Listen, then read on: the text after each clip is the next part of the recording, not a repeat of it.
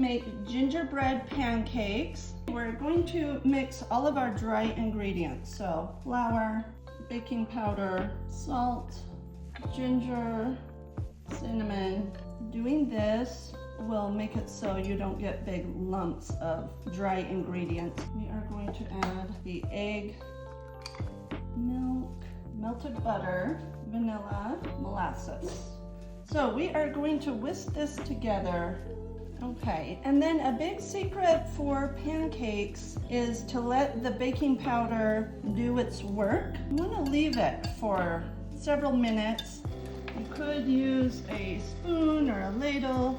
I like to use this.